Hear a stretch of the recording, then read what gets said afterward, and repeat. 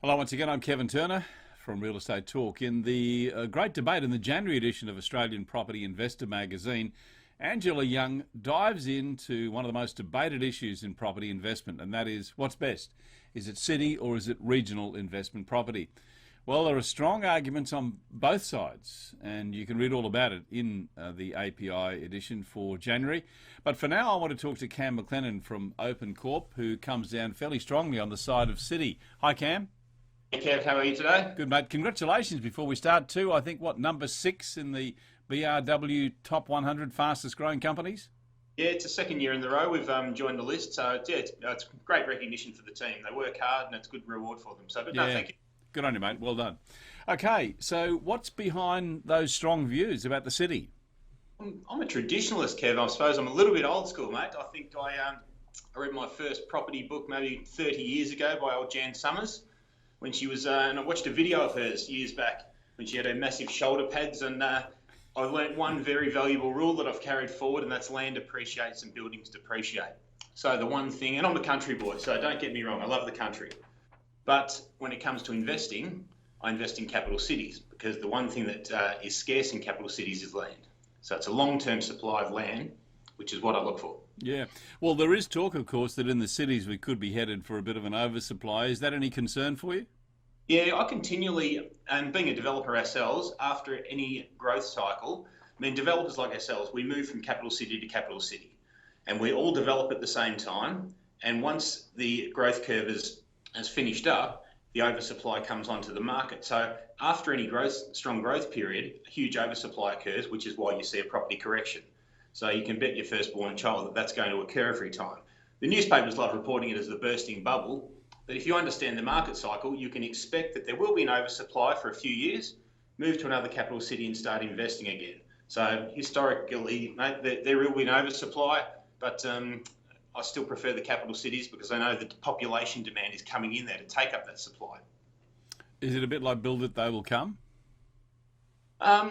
Well, you've got to look at the long-term growth forecast, and not only look what capital cities they're going to, but look at the growth corridors that people are migrating to.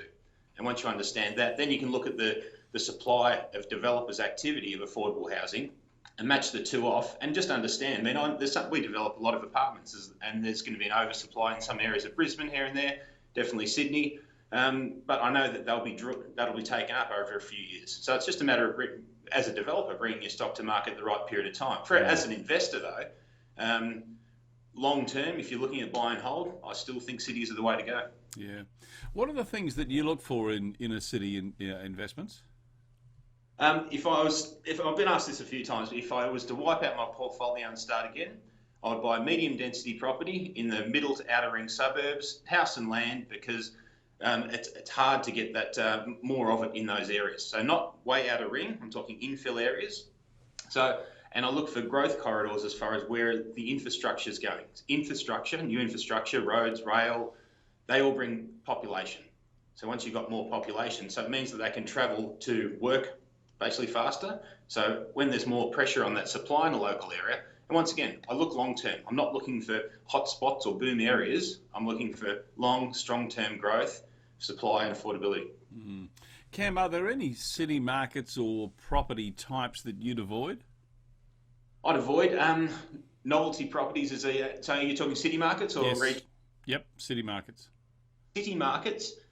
Port Melbourne's probably an area at the moment that I'm a bit scared of. So obviously being a Melbourne boy myself, a lot of people look at the regentrification around Port Melbourne, and there's a lot of apartment growth that's gone on there. It's got the bay close by, but people need to look at the planning and zoning that's going on in the background. Fisherman's Bend's an area which has just been rezoned that at city height limits can be built through there, which is going to mean long-term oversupply potentially in that area there. So forgetting the facade on an area, facade being the beautiful bay and the lifestyle and the culture, and look at the zoning and what's going on there is more important to really understand the fundamentals of what's going on in the market.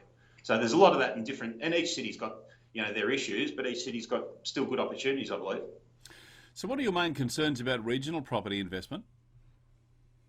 The one thing that causes property prices to go up is scarcity of land. The one thing that regional areas have got lots of is lots and lots of paddocks surrounding them.